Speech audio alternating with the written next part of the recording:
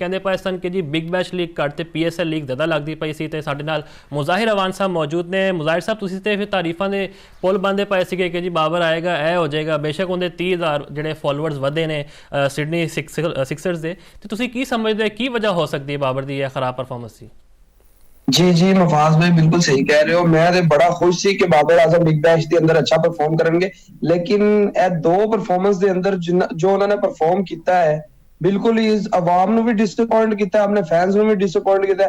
ਤੁਸੀਂ ਤੁਹਾਨੂੰ ਪਤਾ ਹੋਵੇਗਾ ਕਿ ਸਿਡਨੀ ਸਿਕਸਰਸ ਦੇ ਕਿੰਜ ਫਾਲੋਅਰ ਵਧੇ ਨੇ, ਕਿੰਜ ਰੀਲਸ ਵਾਇਰਲ ਹੋ ਰਹੀਆਂ ਸੀ, ਸਾਰਾ ਕੁਝ ਹੋ ਰਿਹਾ ਸੀ, ਲੇਕਿਨ ਬਾਬਰ ਆਜ਼ਮ ਪਰਫਾਰਮ ਹੀ ਨਹੀਂ ਕਰ ਰਿਹਾ। ਪਹਿਲੇ ਵੀ 0 ਤੇ ਆਊਟ ਹੋਏ ਤੇ ਕੱਲ ਜਿਹੜਾ ਆਊਟ ਹੋਏ ਨੇ ਉਹ ਸ਼ਾਰਟ ਮਿਡ ਵਿਕਟ ਤੇ ਜਿਹੜੀ ਸ਼ਾਰਟ ਕੀ ਉਹਨਾਂ ਨੇ, ਹਾਲਾਂਕਿ ਮੈਨੂੰ ਨਹੀਂ ਸਮਝ ਆਉਂਦੀ ਕਿ ਇਸ ਜਗ੍ਹਾ ਤੇ ਇਹੀ ਟੈਕਨੀਕ ਤੇ ਕਈ ਦਫਾ ਆਊਟ ਹੋ ਚੁੱਕੇ ਨੇ ਤੇ ਬਾਬਰ ਆਜ਼ਮ ਨੇ ਬਿਲਕੁਲ ਗਲਤ ਸ਼ਾਟ ਖੇਲ ਕੇ ਸਾਰੇ ਫੈਨਸ ਨੂੰ ਆਪਣਿਆਂ ਨੂੰ, ਉਸ ਤੋਂ ਇਲਾਵਾ ਸਾਨੂੰ ਸਾਰਿਆਂ ਨੂੰ ਡਿਸਪਾਇੰਟ ਕੀਤਾ।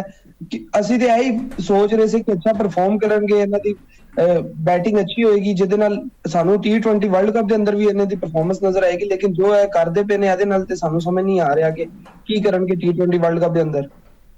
ਤੇ ਸ਼ਾਹੀਨ ਦੇ ਬਾਰੇ ਕੀ ਕਹੋਗੇ? ਸਾਡੀ ODI ਟੀਮ ਦੇ ਕੈਪਟਨ ਵੀ ਨੇ ਤੇ ਤੁਹਾਨੂੰ ਪਤਾ ਲਾਹੌਰ ਕਲੰਦਰਜ਼ ਨੂੰ ਵੀ ਟਰੋਫੀ ਜਿਤਾ ਚੁੱਕੇ ਨੇ, ਤਾਂ ਉਹ ਵੀ ਬੜੇ ਜਿਹੜੇ ਨਾ ਘਬਰਾਏ ਪਏ ਸੀ, ਹੱਥ ਪੈਰ ਫੁੱਲੇ ਸੀ ਉਹਨਾਂ ਦੇ। ਇਹ ਤੇ ਬੜਾ ਸਾਡੇ ਵਾਸਤੇ ਅਲਾਰਮਿੰਗ ਚੀਜ਼ ਹੈਗੀ ਕਿ ਉਹ ਸਾਡਾ ਇੰਨਾ ਵੱਡਾ ਖਿਡਾਰੀ ਹੋ ਕੇ ਵੀ ਜੇ ਪਰਫਾਰਮ ਨਾ ਕਰ ਪਾਏ ਤੇ ਸਵਾਲ ਤੇ ਉਠੇਗਾ।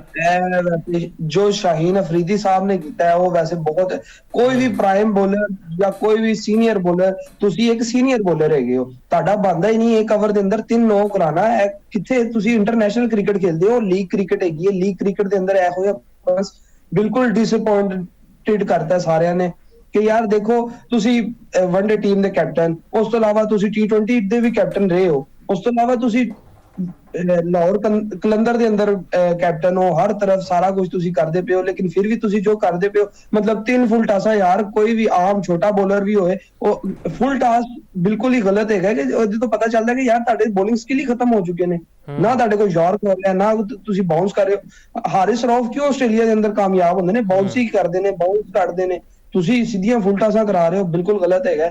ਇਹਦੇ ਅੰਦਰ ਤੇ ਆਵਾਮ ਤੇ ਬਿਲਕੁਲ ਡਿਸਪਾਇੰਟ ਹੋਈ ਹੈ ਸ਼ਾਹੀਨ ਅਫਰੀਦੀ ਤੋਂ ਕਿ ਯਾਰ ਤੁਸੀਂ ਪ੍ਰਾਈਮ ਬੋਲਰ ਹੋ, ਤੁਸੀਂ ਆਪਣੇ ਆਪ ਨੂੰ ਪ੍ਰਾਈਮ ਬੋਲਰ ਕਹਿੰਦੇ ਹੋ, ਸਭ ਤੋਂ ਮਹਿੰਗੇ PSL ਦੇ ਅੰਦਰ ਤੁਸੀਂ ਵੀ ਵਿਕਦੇ ਹੋ, ਲੇਕਿਨ ਜੋ ਤੁਹਾਡੀਆਂ ਨਜ਼ਰ ਆ ਰਹੀਆਂ ਨੇ ਇਹਦੇ ਅੰਦਰ ਤੇ ਬਿਲਕੁਲ ਨਹੀਂ ਲੱਗਦਾ ਕਿ ਅਸੀਂ T20 ਵਰਲਡ ਕੱਪ ਦੇ ਫਾਈਨਲ ਕੀ ਕੋਈ ਤੇ ਰਿਜ਼ਵਾਨ ਬਾਰੇ ਕੀ ਖਿਆਲ ਸੀ? ਤੇ ਉਹਨੂੰ ਡਿਫੈਂਡ ਕਰਦੇ ਸਨ ਕਿ ਜੀ ਉਹਦਾ T20 ਸਕੁਆਡ ਵਿੱਚ ਹੋਣਾ ਬਹੁਤ ਜ਼ਰੂਰੀ ਹੈ, ਕਿ ਤੁਹਾਨੂੰ ਪਤਾ T20 ਵਰਲਡ ਕੱਪ ਆਉਂਦਾ ਪਿਆ ਹੈ, ਤੇ ਉਹ ਉਹਨਾਂ ਨੇ ਬੜਾ ਮਾਯੂਸ ਕੀਤਾ ਔਰ ਜਿਵੇਂ ਇੰਝ ਲੱਗਦਾ ਪਿਆ ਜਿਵੇਂ ਟੈਸਟ ਕ੍ਰਿਕਟ ਖੇਡਦੇ ਪਏ ਨੇ। ਰਿਜ਼ਵਾਨ ਦੀ ਗੱਲ ਕਰ ਰਹੇ ਹੋ ਸੀ? ਜੀ ਜੀ ਬਿਲਕੁਲ ਐਸਾ ਹੀ ਹੈ। ਰਿਜ਼ਵਾਨ ਨੂੰ ਤੇ ਲੇਕਿਨ ਉਹਨੇ ਕੀਪਰਿੰਗ ਅੱਛੀ ਕੀਤੀ ਹੈ। ਪਹਿਲਾ ਮੈਚ ਸੀ, ਉਸ ਤੋਂ ਬਾਅਦ ਅਸੀਂ ਦੇਖਦੇ ਹਾਂ ਕਿ ਕੀ ਕਰਦੇ ਨੇ ਰਿਜ਼ਵਾਨ, ਲੇਕਿਨ ਉਮੀਦ ਹੈ ਜਿਸ ਮੌਕੇ ਤੇ ਉਹ ਆਏ ਨੇ ਤੇ ਉੱਥੇ ਤੇ ਰਿਜ਼ਵਾਨ ਦੀ ਜੋ ਟੈਕਨੀਕ ਹੋਈ ਹੈ ਤੁਹਾਨੂੰ ਪਤਾ ਹੋਏਗਾ, ਰਿਜ਼ਵਾਨ ਰੋਕ ਕੇ ਖੇਲਦੇ ਨੇ, ਸਿੰਗਲ ਡਬਲ ਸਟ੍ਰਾਈਕ ਰੋਟੇਟ ਰੱਖਦੇ ਨੇ। ਰਿਜ਼ਵਾਨ ਤੋਂ ਤੇ ਐਸੇ ਗੱਲ ਤੋਂ ਤੇ T20 ਤੋਂ ਬਾਹਰ ਨੇ ਕਿ ਉਹ ਟੈਸਟ ਕ੍ਰਿਕਟ ਨੂੰ T20 ਦੇ ਅੰਦਰ ਲੈ ਕੇ ਆ ਜਾਂਦੇ ਨੇ ਤੇ ਉਮੀਦ ਹੈ ਕਿ ਅੱਛਾ ਪਰਫਾਰਮ ਕਰਨਗੇ। ਇਹ ਸਾਡੇ ਪਾਕਿਸਤਾਨੀ ਪਲੇਅਰ ਵਾਸਤੇ ਬੜੀ ਬੇਇੱਜ਼ਤੀ ਦਾ ਮੁਕਾਮ ਹੈਗਾ ਕਿ ਤੁਸੀਂ ਲੀਗ ਕ੍ਰਿਕਟ ਦੇ ਅੰਦਰ ਆਮ ਜਿਹੜੇ ਕਲੱਬਸ ਦੇ ਪਲੇਅਰ ਹੈਗੇ ਨੇ ਉਹਨਾਂ ਤੋਂ ਵੀ ਅੱਛਾ ਪਰਫਾਰਮ ਨਹੀਂ ਕਰ ਪਾ ਰਹੇ, ਤੇ ਫਿਰ ਤੇ ਤੁਸੀਂ ਇਹ ਸਾਡੀ ਕ੍ਰਿਕਟ ਦਾ ਇਹ ਹਾਲ ਹੋ ਚੁੱਕਿਆ ਕਿ ਸਾਡੇ ਪ੍ਰਾਈਮ ਜਿੰਨੇ ਵੀ ਹੈਗੇ ਨੇ, ਰਿਜ਼ਵਾਨ ਟੌਪ ਤੇ ਹੈਗੇ ਨੇ, ਬਾਬਰ ਟੌਪ ਤੇ ਹੈਗੇ ਨੇ, ਸ਼ਾਹੀਨ ਅਫਰੀਦੀ ਟੌਪ ਤੇ ਹੈਗੇ ਨੇ, ਉਹ ਪਰਫਾਰਮ ਨਹੀਂ ਕਰ ਪਾ ਰਹੇ। ਖੁਦ ਦੇਖ ਲਓ ਕਿ ਸਾਡੀ ਕ੍ਰਿਕਟ ਦਾ ਕੀ ਹਾਲ ਹੋ ਚੁੱਕਿਆ। ਤੇ ਮੁਜ਼ਾਹਿਰ ਸਾਹਿਬ, ਕੰਡੀਸ਼ਨ ਬਾਰੇ ਤੁਹਾਡਾ ਕੀ ਖਿਆਲ ਹੈ? ਪਿਛਲੇ ਸਾਲ ਅਸੀਂ ਸੀਰੀਜ਼ ਖੇਡ ਕੇ ਗਏ ਹਾਂ ਇੱਥੇ, ਤੇ ਅਸੀਂ ਤੇ ਇਦਾਂ ਖੇਡਦੇ ਪਏ ਜਿਵੇਂ ਅਸੀਂ ਪਹਿਲੀ ਵਾਰੀ ਆਏ ਪਿੱਚਾਂ ਤੇ ਖੇਡਦੇ ਨੇ ਆ ਕੇ। ਬਿਲਕੁਲ ਸਹੀ ਗੱਲ ਕੀਤੀ ਹੈ। ਪਿਛਲੀ ਵਾਲੀ ਵਨਡੇ ਸੀਰੀਜ਼ ਦੇ ਅੰਦਰ ਅਸੀਂ ਇੰਡੀਆ ਨੂੰ ਹਰਾਇਆ ਹੀ ਹੈਗਾ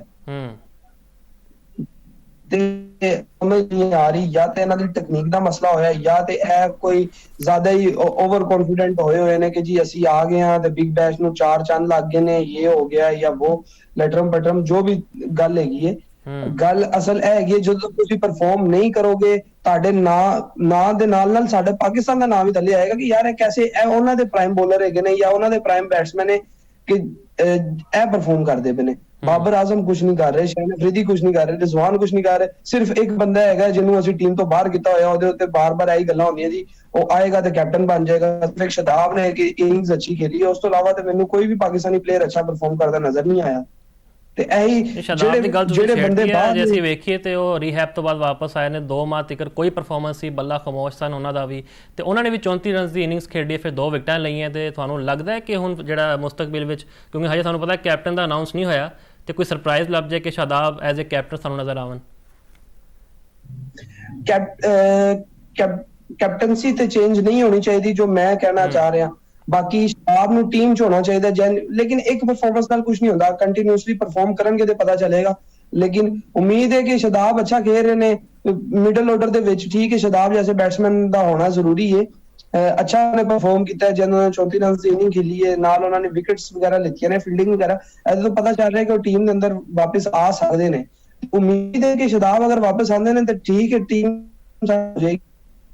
ਲੇਕਿਨ ਫਿਰ ਗੱਲ ਉੱਥੇ ਹੀ ਆ ਜਾਂਦੀ ਹੈ ਕਿ ਜਦੋਂ ਉੱਤੇ ਵਾਲੇ ਸਾਡੇ prime best batsman best bowler ਅੱਛਾ ਪਰਫਾਰਮ ਨਹੀਂ ਕਰਨਗੇ, ਅਕੇਲੇ ਸ਼ਾਦਾਬ ਵੀ ਟੀਮ ਦੇ ਅੰਦਰ ਰਹਿ ਕੇ ਕੁਝ ਨਹੀਂ ਕਰ ਸਕਣਗੇ। ਜੇ ਅਸੀਂ ਸ਼ਾਦਾਬ ਦੀ ਗੱਲ ਕਰੀਏ ਤਾਂ ਫਿਰ ਕਿੰਦੀ ਜਗ੍ਹਾ ਆਵਣਗੇ, ਕਿਉਂਕਿ ਤੁਹਾਨੂੰ ਪਤਾ ਹੈ ਨਵਾਜ਼ ਦਾ ਬੱਲਾ ਵੀ ਚੱਲਦਾ ਪਿਆ, ਬੋਲਿੰਗ ਵੀ ਚੰਗੀ ਕਰਦੇ ਪਏ ਨੇ। ਉਸ ਦੇ ਇਲਾਵਾ ਫਹੀਮ ਅਸ਼ਰਫ ਤੁਹਾਨੂੰ ਪਤਾ ਬੜੀ ਅੱਛੀ ਫਾਰਮ ਵਿੱਚ ਨੇ, ਉਹਨਾਂ ਉੱਤੇ ਤਨਕੀਦ ਹੁੰਦੀ ਜੀ ਕਿ ਜੀ ਉਹ ਸਿਫਾਰਿਸ਼ ਦੇ ਉੱਤੇ ਆਏ ਨੇ, ਫਿਰ ਕਿੰਨੀ ਜਗ੍ਹਾ ਅਸੀਂ ਉਹਨਾਂ ਨੂੰ ਲਿਆਵਾਂਗੇ, ਇਹ ਵੀ ਤਾਂ ਦੱਸੋ ਨਾ।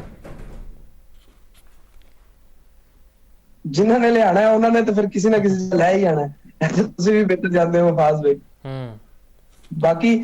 ਬਾਕੀ ਉਹ ਦੇਖਣਗੇ ਕਿ ਸਪਿਨਰ ਵੈਸੇ ਜ਼ਿਆਦਾ ਮੇਰੇ ਖਿਆਲ ਨਾਲ श्रीलंका ਦੇ ਅੰਦਰ ਕਾਮਯਾਬ ਹੋਣਗੇ, ਤੇ ਉਮੀਦ ਹੈ ਕਿ ਕੋਈ ਇੱਕ ਫਾਸਟ ਬੋਲਰ ਨੂੰ ਪਿੱਛੇ ਕਰਕੇ ਸਪਿਨਰ ਨੂੰ ਹੀ ਲੈ ਕੇ ਆਣਗੇ। ਨਸੀਮ ਸ਼ਾਹ ਦੀ ਵੀ ਜੋ ਪਰਫਾਰਮੈਂਸ ਹੈਗੀ ਹੈ, ਮੈਨੂੰ ਨਹੀਂ ਲੱਗਦਾ ਕਿ T20 ਸਕੋਰ ਬਣੇਗੀ। ਇਹ ਜਿਹੜਾ ਦੁਬਈ ਦੇ ਅੰਦਰ ਇੰਟਰਨੈਸ਼ਨਲ ਲੀਗ ਹੋਈ ਉਹਦੇ ਅੰਦਰ ਤੇ ਉਹਨਾਂ ਦੀ ਪਰਫਾਰਮੈਂਸ ਬਿਲਕੁਲ ਫਰਕ ਪਰਫਾਰਮੈਂਸ ਸੀ, ਉਹਦੇ ਨਾਲ ਤੇ ਮੈਨੂੰ ਨਹੀਂ ਲੱਗਦਾ ਕਿ ਉਹ ਟੀਮ ਦੇ ਅੰਦਰ ਆ ਵੀ ਸਕਦੇ ਨੇ ਜਾਂ ਨਹੀਂ।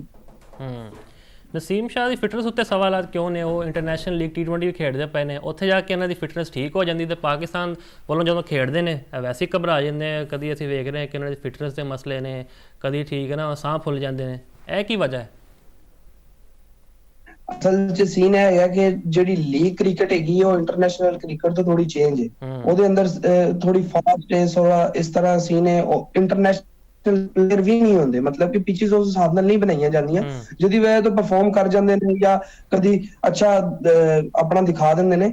ਇੰਟਰਨੈਸ਼ਨਲ ਚੀਜ਼ਾਂ ਹੋਰ ਨੇ, ਇੰਟਰਨੈਸ਼ਨਲ ਜਿਹੜੀ ਪੂਰੀ ਦੁਨੀਆ ਦੇ ਅੰਦਰ ਜਿਹੜੀ ਕ੍ਰਿਕਟ ਚੱਲ ਰਹੀ ਹੈ T20 ਵਗੈਰਾ ਜਾਂ ਜੋ ਵੀ, ਉਹਦੇ ਅੰਦਰ ਇਹੀ ਹੈਗਾ ਕਿ ਨਸੀਮ ਸ਼ਾਹ ਜਨ ਪਰਫਾਰਮ ਕਰਦੇ ਨੇ, ਉਹਨਾਂ ਦਾ ਤਾਂ ਬਿਲਕੁਲ ਹੀ ਬਣਦਾ ਹੀ ਨਹੀਂ ਹੈ ਟੀਮ ਦੇ ਅੰਦਰ ਰਹਿਣਾ, ਜਿਹੋ ਜਿਹੀ ਉਹਨਾਂ ਦੀ ਪਰਫਾਰਮੈਂਸ ਹੈਗੀ ਹੈ। ਤੇ ਇਹ ਲੀਗ ਕ੍ਰਿਕਟ ਦੇ ਉੱਤੇ ਅਗਰ ਤੁਸੀਂ ਕਿਸੇ ਵੀ ਖਿਡਾਰੀ ਨੂੰ ਅਗਰ ਤੁਸੀਂ ਸਿਲੈਕਟ ਕਰਨਾ ਤੇ ਲੀਗ ਕ੍ਰਿਕਟ ਤੇ ਨਹੀਂ ਕਰ ਸਕਦੇ, ਉਹਨਾਂ ਦੀ ਪਰਫਾਰਮੈਂਸ ਸੀਰੀਜ਼ ਦੇ ਅੰਦਰ ਵੇਖ ਕੇ ਪਤਾ ਚੱਲੇ ਉਹਨਾਂ ਕੀ ਫਾਰਮ ਕੀਤਾ। ਨਹੀਂ, ਇੱਥੇ ਪਾਕਿਸਤਾਨ ਕ੍ਰਿਕਟ ਬੋਰਡ ਦਾ ਕਸੂਰ ਤੁਸੀਂ ਸਮਝਦੇ ਹੋ? NOC ਤੇ ਉਹੀ ਜਾਰੀ ਕਰ ਦੇਣਾ ਕਿ ਤੁਸੀਂ ਜਾ ਕੇ ਪੈਸਾ ਕਮਾਓ, ਇਹੀ ਤਾਂ ਜ਼ਰੀਆ ਹੁੰਦਾ ਲੀਗ ਖੇਡਣ ਦਾ। ਬਿਲਕੁਲ ਸਹੀ ਕਹਿ ਰਹੇ ਹੋ, ਬਿਲਕੁਲ ਸਹੀ ਕਹਿ ਰਹੇ ਹੋ। NOC ਤੇ ਉਹੀ ਜਾਰੀ ਕਰਦੇ ਨੇ, ਲੇਕਿਨ ਉਹਨਾਂ ਨੂੰ ਸਿਰਫ 2 NOC ਜਾਰੀ ਹੁੰਦੀਆਂ ਨੇ ਸਾਲ ਦੀਆਂ।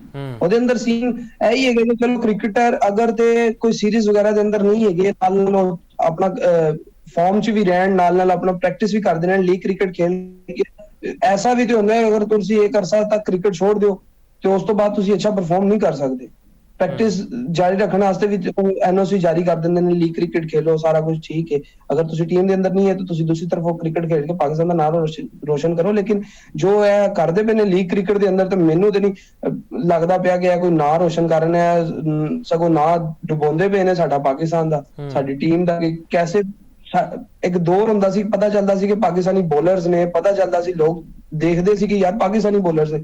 ਅੱਜ ਕੱਲ ਸਾਡਾ ਪ੍ਰਾਈਮ ਬੋਲਰ ਫਿਰ ਜਾਂਦੀ ਸ਼ਹੀਨ ਅਫਰੀਦੀ ਤੇ, ਪ੍ਰਾਈਮ ਬੋਲਰ ਦੇ ਇਹ ਹਾਲ ਹੈ ਤੇ ਬਾਕੀ ਸਾਰਾ ਥੱਲੇ ਕੀ ਹੋਏਗਾ ਤੇ ਤੁਸੀਂ ਬਿਹਤਰ ਜਾਣਦੇ ਹੋ। ਪ੍ਰਾਈਮ ਬੋਲਰ ਨੇ 3 9 ਬਾਲਾਂ ਸਿੱਟੀਆਂ ਨੇ, ਅੰਪਾਇਰ ਨੇ ਬੀਚ ਬਚਾਓ ਕਰਾਇਆ ਆ ਕੇ ਭਾਈ ਤੂੰ ਮੂੰਹ ਨਾ ਸੁਜਾ ਦੀ ਅਗਲੇ ਦਾ। ਤੇ ਇਹ ਤੇ ਹਾਲ ਹੈ, ਉਹ ਕਹਿੰਦੇ ਨਾ ਪਾਕਿਸਤਾਨ ਦਾ ਪ੍ਰੀਮੀਅਮ ਫਾਸਟ ਬੋਲਰ, ਤੇ ਫਿਰ ਅੱਲਾ ਹੀ ਬਚਾਇਆ ਇਵੇਂ ਦਾ ਕੋਈ ਪ੍ਰੀਮੀਅਮ ਫਾਸਟ ਬੋਲਰ। ਇਹਨਾਂ ਦੀ ਆਪਸ ਦੀ ਲੜਾਈਆਂ ਇਹੀ ਚੱਲਦੀਆਂ ਪਈ ਜੀ, ਮੈਂ ਕਪਤਾਨੀ ਕਰਨੀ ਹੈ, ਮੈਂ ਕਪਤਾਨੀ ਕਰਨੀ ਹੈ। ਗੱਲ ਇਹ ਤੁਸੀਂ ਪਰਫਾਰਮ ਤੇ ਕਰਕੇ ਵਿਖਾਓ। ਪਰਫਾਰਮੈਂਸ ਉਹਨਾਂ ਦੀ ਹੈਗੀ ਹੈ ਕਿ 3 9 ਬਾਲਾਂ ਨੇ ਪਰਫਾਰਮੈਂਸ ਹੈਗੀ ਹੈ ਕਿ ਤੁਸੀਂ ਮਹਿੰਗੇ ਤਰੀਨ ਵੇਖਦੇ ਪਏ ਹੋ ਤੇ ਉੱਤੋਂ ਜਾ ਕੇ ਤੁਸੀਂ ਕੀ ਪਰਫਾਰਮ ਕਰ ਰਹੇ ਹੋ? 0 ਸਕੋਰ, 9 ਸਕੋਰ, ਉੱਤੋਂ ਤੁਸੀਂ ਉਹਨਾਂ ਤਕਨੀਕਾਂ ਤੇ ਹੀ ਆਊਟ ਹੋ ਰਹੇ ਹੋ ਜਦੋਂ ਪਹਿਲੇ ਵੀ ਆਊਟ ਹੁੰਦੇ ਰਹੇ ਹੋ। ਬਿਲਕੁਲ ਡਿਸਅਪਾਇੰਟ ਕਰ ਰਿਹਾ। ਮੈਂ ਤੇ ਬੜਾ ਖੁਸ਼ ਸੀ ਕਿ ਬਿਗ ਬੈਸ਼ ਦੇ ਅੰਦਰ ਜਾ ਕੇ ਅੱਛਾ ਪਰਫਾਰਮ ਕਰਨਗੇ, ਆਵਾਮ ਨੂੰ